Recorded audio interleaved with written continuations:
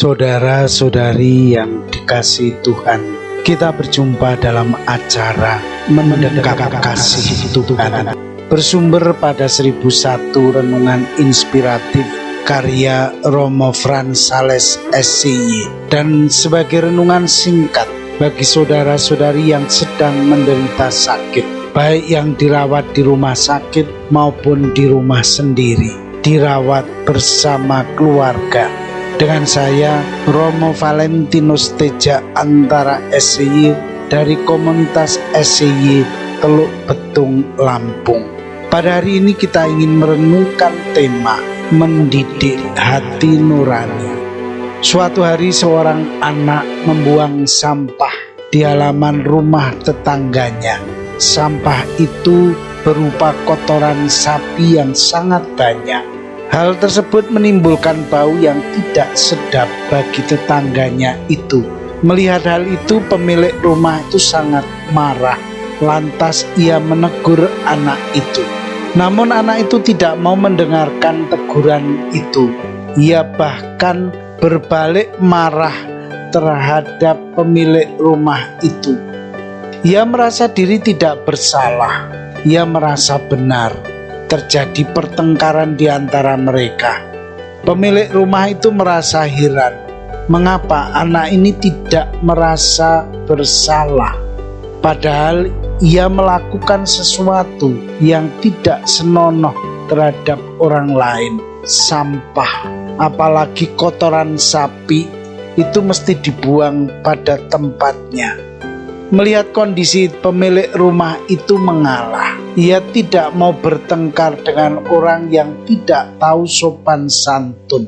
Beberapa saat kemudian anak itu pulang ke rumah dan melaporkan kejadian itu kepada kakaknya. Tanpa pikir panjang, kakaknya mendatangi tetangganya itu dengan sebuah golok. Tidak banyak bicara.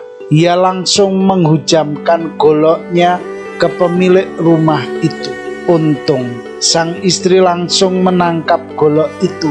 Kalau tidak, kepala suaminya akan kena bacok. Akibatnya telapak tangannya hampir putus.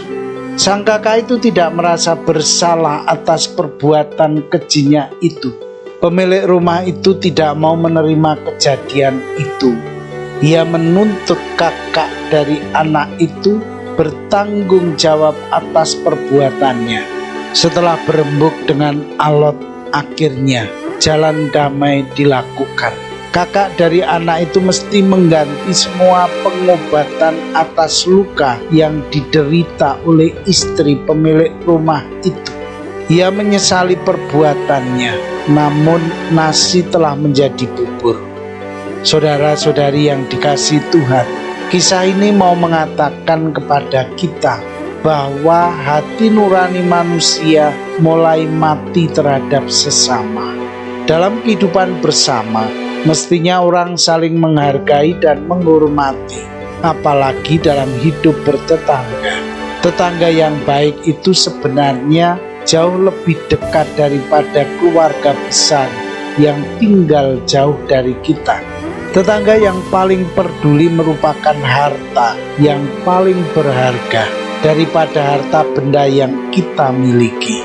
Karena itu dibutuhkan suatu pendidikan hati nurani. Hati nurani yang baik dan yang bersih akan membantu manusia dalam membangun relasi dengan sesamanya. Orang yang memiliki hati nurani yang baik itu memberi kesempatan bagi sesamanya untuk selalu bertumbuh dan berkembang. Ia tidak akan merusak hubungan yang baik dengan sesamanya. Sebagai orang beriman, kita ingin agar relasi kita dengan sesama terjalin dengan baik dan harmonis.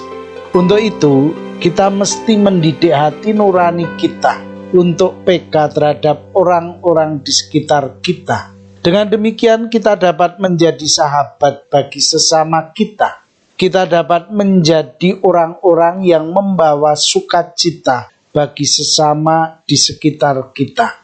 Saudara-saudari yang terkasih, marilah kita mengakhiri renungan singkat kita dengan menyatukan iman, harapan, dan kasih kita kepada Tuhan.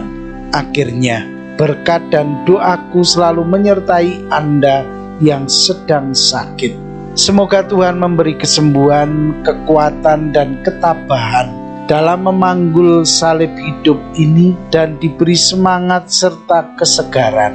Doa dan berkatku selalu menyertai Anda. Sampai bertemu dalam renungan selanjutnya.